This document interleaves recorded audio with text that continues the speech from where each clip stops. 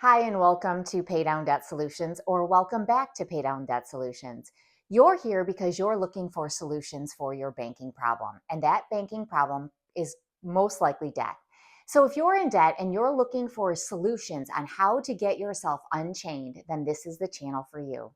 Today, I want to talk to you about how to pay off credit card debt or debt and become financially free. Well, like I said, this channel, we're all about teaching you how to become financially free and to get yourself out of the chains of debt. And we do it through a method called velocity banking, and we do it the pay down way. So, again, my name is Jen. My husband is Dan. He will also run scenarios for you. Today, we are going to peel back everything again, and we're going to talk about the traditional banking system versus the velocity banking system and what holds you down in debt. So, the secret isn't what you are doing, it is what you are not doing. So, what you're doing today is you're running your finances through traditional banking. And of course, you are because that's what you've been taught. That's what we're all taught. You didn't know that there was a different way. You didn't know that there was a way to speed up the path that you're on and get you out of debt faster. You didn't know that because nobody taught it to you. Well, I'm changing that, and I'm changing that today for you. So let's take a look at my pictorial vision here because I like to illustrate things for you because I'm a very pictorial learner. So for those of you out there that like to learn through pictures, today is your day because today is my day. All right. So here is you, okay? And you are chained by debt, right? So here's you. You're trying to pull this big weight around your ankle, and that ankle is debt. And then on this side, here is you. This is the financially free you. Okay. So you're jumping up and down with joy. You're financially free. You can do whatever you want. You can buy whatever you want, and you don't have to worry about a thing because you can breathe a sigh of relief because that debt is no longer there. There is no debt. So, how do you bridge the gap, right? So that's the question. How do you bridge the gap, but from being chained in debt and chained by debt, right? Strangled, chokehold, right? Like Dan and I were for years. So, how do you go from this point to this point? All right.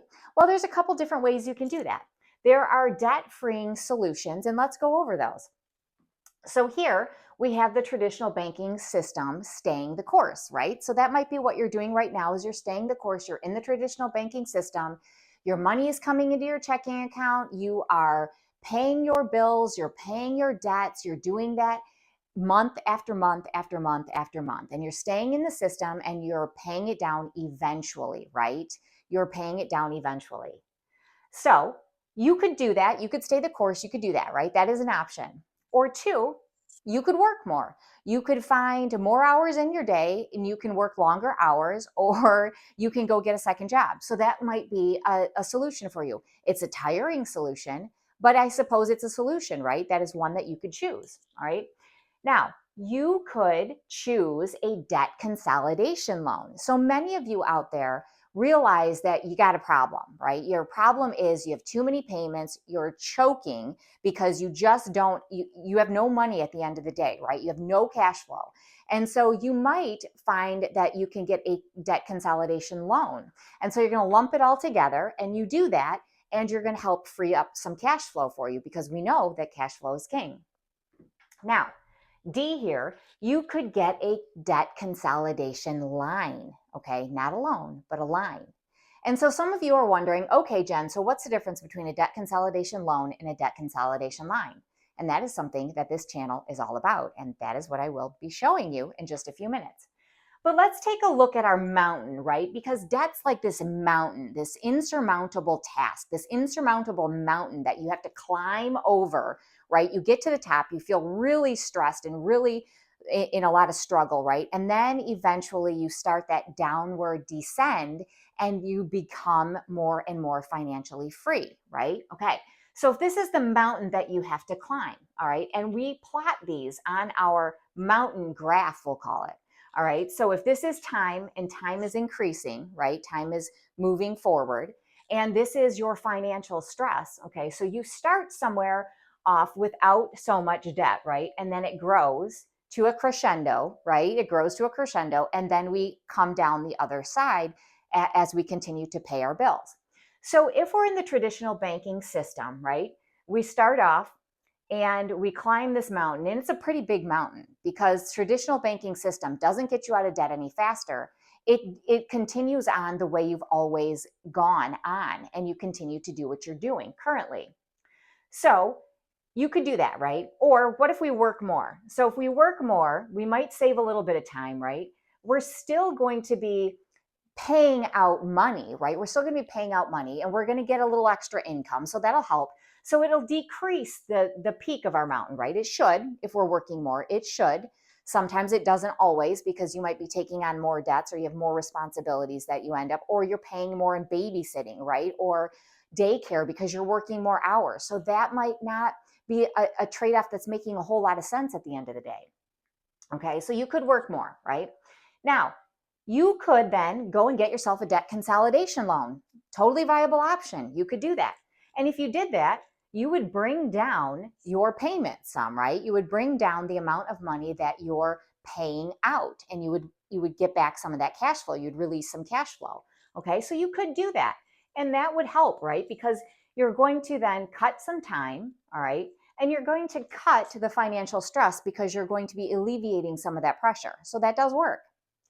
Now, you could do D here, which is my favorite, and you could get a debt consolidation line. And if you do that, and then you couple that with velocity banking, you are going to look like this. Your mountain is going to be more of a molehill, right? A mogul instead of this big insurmountable thing. And you do that when you concentrate on putting all of your income into a line of credit and working out all your expenses through that line of credit, okay? So what is different about that than the current situation you're in with traditional banking? Well, let's take a look at this graph here, and let's it's not a graph, I'm sorry. Let's take a look at this picture here that I have for you, all right? And it's a hypothetical that I'm using pieces of students and some of their debts, okay? So it's a hypothetical. I'm using 52 as my income, 5,200 as my income, because that's very average, okay? So we're using the average income to show you how you can use a different way of thinking. Mindset, right? It's all about mindset, your money mindset, and doing something different than you've ever done before to overcome this debt task, right? To overcome and pay off your debt and your credit cards and becoming financially free. Changing that mindset means everything when it comes to velocity banking. So here we have the traditional banking style, right, versus the velocity banking style, all right? So now we're showing income on both sides, all right? So this is our traditional. This is going to be the same family here, all right? Traditional versus velocity banking. We've got income. Your income comes into your checking account. And let me find my favorite little green marker here. Okay, so your income comes into your checking account, right? So this is your money coming in. So income goes into your checking account, and then out of that checking account, you're paying all your bills, you're paying your mortgage, you're paying your car, you're paying your personal loans, you're paying your student loans, you're paying your credit card. Maybe you have another car over here, okay? So this is a very likely story. You guys are dealing with this every day. Dan and I dealt with this every day. These are real things that you have to pay. Everybody pays bills, their living expenses, right? You all do that. You all have probably car loans out there. You have mortgages, or you have rent. You have your personal loans, you have student loans, you have credit cards out there, okay? Now, this is the traditional banking system. And that is what you're all trapped in, is this traditional banking way of doing things. Your money comes in, and basically all of your money comes out. And in this scenario, all of your money does come out because there is no cash flow here. There is no cash flow, nothing left over, nothing for savings in this case. So as you can see, I show you here, your debt expenses are $2,790. Okay, so this is their debt. So what is their debt? Their mortgage for $1,365, the car loan at $250, the personal loan at $300, the student loan at $185, the credit card at $200, the car loan over here at $490. So these are their debt expenses. But we have our total expenses, okay? Our total expenses equal our income because, like I said, there is no cash flow in this scenario. We have $5,200 as our income. We have $5,200 as our expenses. So that means that their living expenses, if our debt expenses are $2,790, their living expenses are $2,410, okay, just to live. So that's gas, that's groceries, that's utilities, that's all those extra, the incidentals that are not debts to them as far as, payment debts, all right? So again, I'm showing you guys your income here at 5,200. I'm showing you your total expenses. Again, 5,200. Cash flow is nil. It's nothing. It's zero. Okay. So now let's look at the other side of the spectrum. When you look at velocity banking and doing things different than the traditional method, we propose velocity banking. Okay. So how does this look? Instead of money going into a checking account, your income, right, goes into a line of credit of some sort. All right. So this line of credit here is where you put your money. So essentially, you are making a payment of your entire income into that line of credit. And out of this line of credit, you're going to be paying your bills and anything else that you have left over to pay. So in this case, I have decided I'm paying out of this line of credit, my mortgage, my car, my personal loan, my student loan, my credit card. I'm also paying my other car out of it. Okay. Those are going to be my expenses. But I have rolled into that line of credit. I've rolled in, okay, my car loan here, my car loan one. I have rolled in my personal loan here. I've rolled in my student loan here. I've rolled in my credit card here, so that these debts, which equaled at that point 935, okay, so all of these, the mortgage, okay, I'm sorry, not the mortgage, but the 250, the 300, the 185, the 200, all of these here, okay, all of these here equal the 935. And so I have paid these off. So these debts here that equal the 935, I have paid them off inside my line of credit. Okay. So it's a consolidation, right? It's a consolidation and it's a line of credit. It's not a loan, it's a line of credit. Now, lines of credit are special animals for us because lines of credit, you can put all of your income into a line of credit and you can pay expenses out.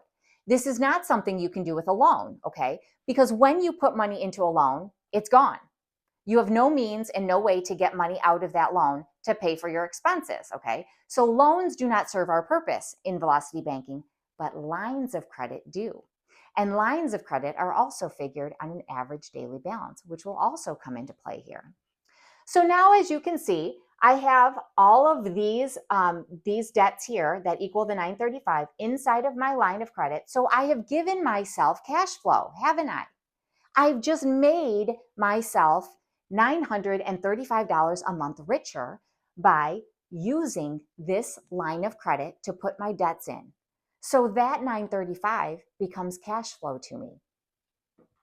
Now, I still owe bills, right? I still have to pay my living expenses. I have my rent and my car payment. Okay, so I have to pay those. I have those that are coming out. Now, if we look at our debt expenses, and this 1855 is just my mortgage and my car payment together, okay? And then I have bills as well that I have to pay out.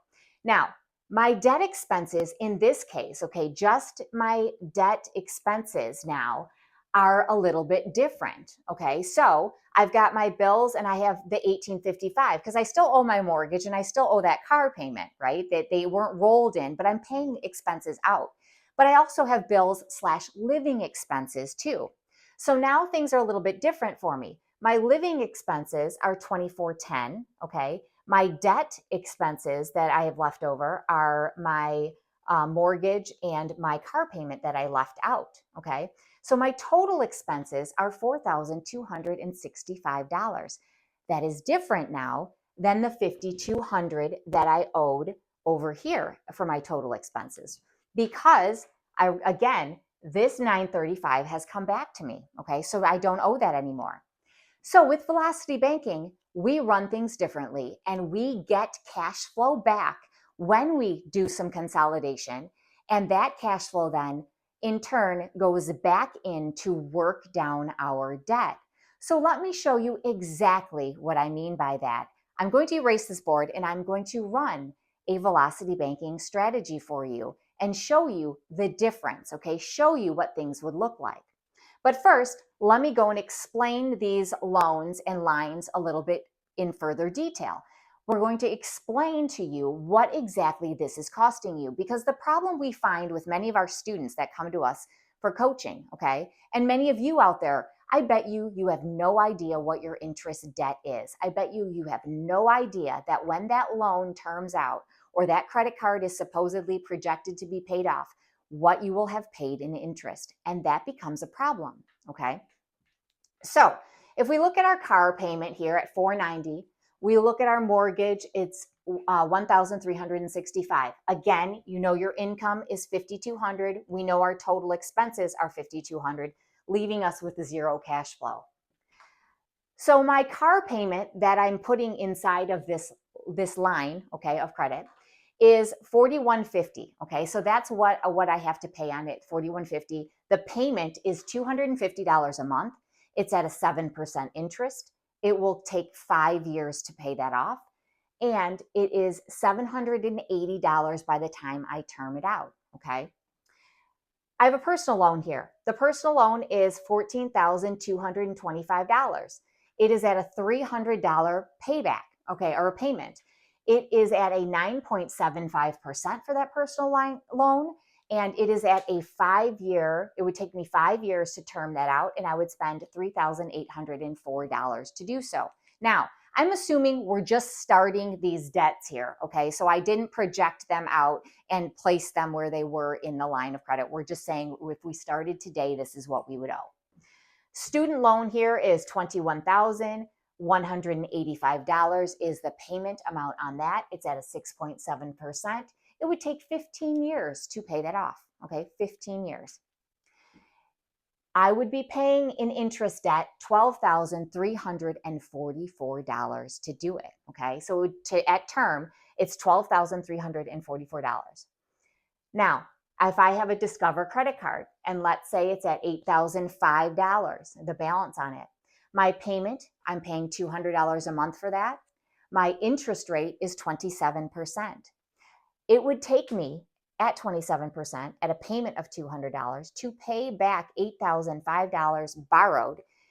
It would cost me $12,696 in interest. So now when you take a look at my debt, my total debt, which is $47,375, that is the balance, that is the debt that I have. My payments total $935, those are my debt payments. And my interest, my debt interest, what I would pay for debt interest to term this out traditionally banking would be $29,624. This is why you guys find yourself debt-ridden, strangled by your debt and your finances, because all these payments that you take on are making you poor and keeping you poor. But when you use a line of credit, and in this case, we are going to use a home equity line of credit, okay? So we're using a home equity line of credit to do this today. You do not have to use a home equity line of credit. You could be using a personal line of credit to do it. You can use credit cards to do this, okay? But to do it where we can put all of our debts in that we owe, or the majority of them, right? The debts in, and run all of our income in and our expenses out, we're going to do it through a home equity line of credit.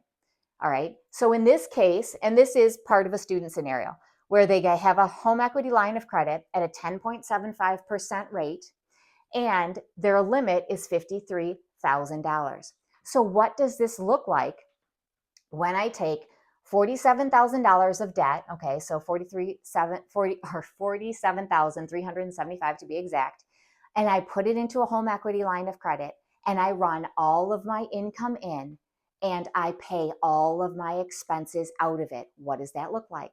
Well, give me a second. I'm going to erase the board, and I will show you exactly what that looks like. So I now have on the board for you the numbers that I have worked down through Velocity Banking. So we all know what our scenario is over here. So now we know that we're rolling into a home equity line of credit.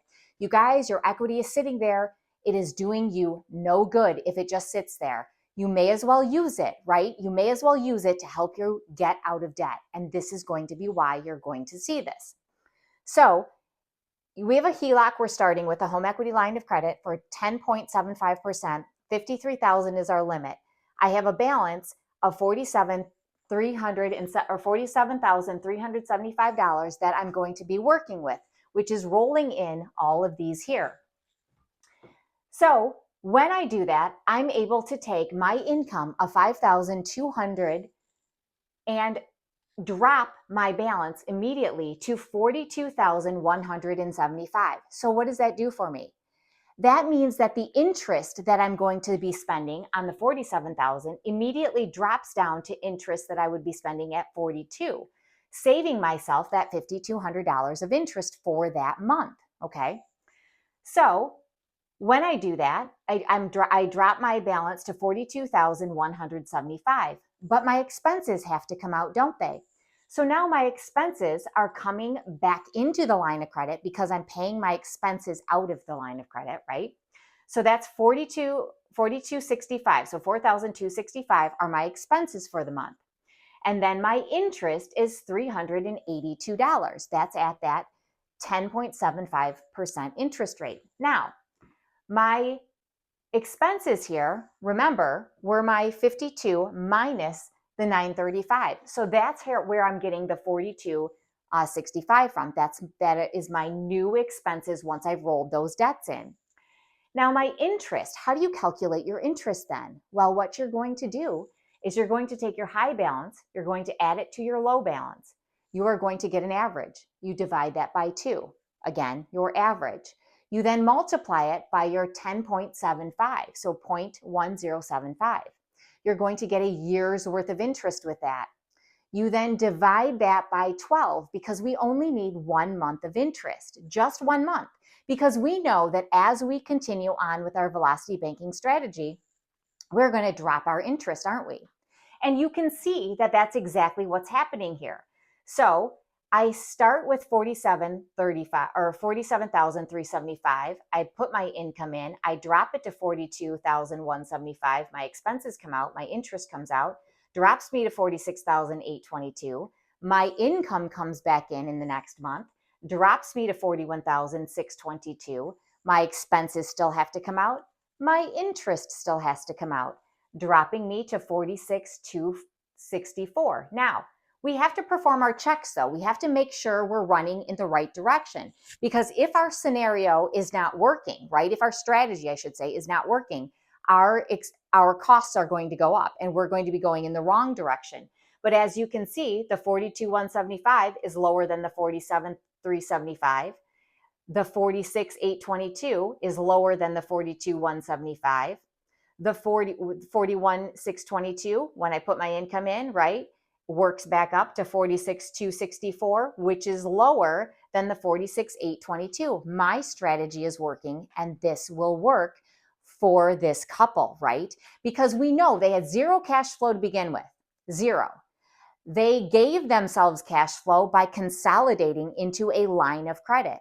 They then took their income, they ran their income through that line of credit and ran expenses out, right?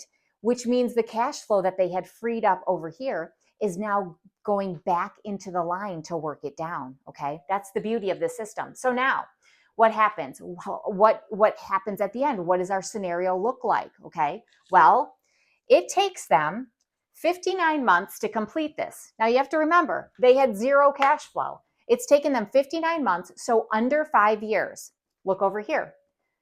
It's taken us 5 years, 5 years, 15 years, 8 years. So no less than 5 years over here, and in fact, a lot longer. Here, we're less than 5 years. We are spending $12,966 in interest over that time frame. Remember, we have now cut time and money. Over here, more than 5 years, $29,624, okay? This is why we do velocity banking right here. It's simple. It's easy. It allows you to breathe. You have freedom. You have a place to go for cash, which is that line of credit when you need it. Now, that means that they have saved themselves $16,658. They've saved time and they've saved money. Now, let's say the same scenario, these same people had a cash flow of $200. If that were the case and they had a cash flow of $200 to work with, then they're cutting even more time and even more money. In that case, if they had an available income of, let's say, 5,400. Okay, well, let's just hypothetically say it's 5,400. Let's say that was their income. Okay, so they had a little bit more cash flow, same expenses. Then we're looking at 46 months and $9,948. So you see, you guys, this is why you do velocity banking. Whether you have no cash flow, a little bit negative cash flow, or some cash flow, either way, in the end, you win. Hope you guys have learned something today. I hope I find you trying velocity banking, and I hope you guys are in that chat with us, and I hope you leave us comments and questions, because we love your comments. We love your questions. We will answer them for you all day long. If you have any further questions, you can always email us at info@paydowndebtsolutions.com. I'm Jen. Have an awesome day, and I will see you on the other side.